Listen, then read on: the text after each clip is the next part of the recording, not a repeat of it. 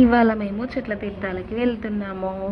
చెట్ల కింద వంట చేద్దామంటే వర్షం పడేలా అనిపించింది.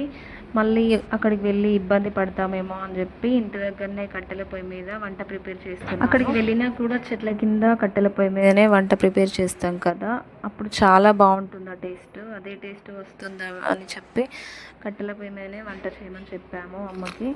ఇంకా పూరీలు చపాతీలు అన్నీ రెడీ అయిపోయాయి. ఇంకా మేము కూడా రెడీ అయిపోయి బయలుదేరాం. ఇంకా ఈసారి మా అన్నయ్య వాళ్ళు రావడం లేదు. మా అన్నయ్య వదిన వస్తే ఆ ఎంజాయ్మెంట్ అసలు వేరే లెవెల్ ఉండేది. కానీ పాపం ఈసారి రావడం లేదు.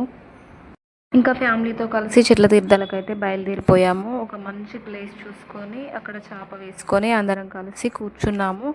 కొద్దిసేపటి తర్వాత ఇక్కడనే ఒక ఎల్లమ్మ తల్లి టెంపుల్ ఉంటుందన్నమాట. అక్కడికి వెళ్ళి మా డాడీ వాళ్ళు వెళ్ళి కొబ్బరికాయ కొట్టి వచ్చారు. తర్వాత ఇంకా ఇంత మంచి ప్రశాంతమైన వాతావరణంలో చెట్ల మధ్యలో ఫ్యామిలీతో కలిసి ఎంజాయ్ చేస్తూ తింటుంటే చాలా బాగుంది. కొంతమందికి అడవిలో తినడం అంటే చాలా ఇష్టం. ఇలా తింటే ఇంకా ఎక్కువ తింటామని చెప్తారు. నాకు కూడా ఇలాగే ఇష్టం. మీకు కూడా ఇలాగే ఇష్టమో కామెంట్ చేయండి. ఈ వీడియో సండే రోజు తీసిన వీడియో. ఇంకా తినేసి బయలుదేరేసరికి అయితే చాలా చీకటి పడిపోయింది. ఈ వీడియో నచ్చితే లైక్ చేయండి ప్లీజ్. నా ఛానల్ని కూడా సబ్స్క్రైబ్ చేసుకోండి ఫ్రెండ్స్. Bye bye.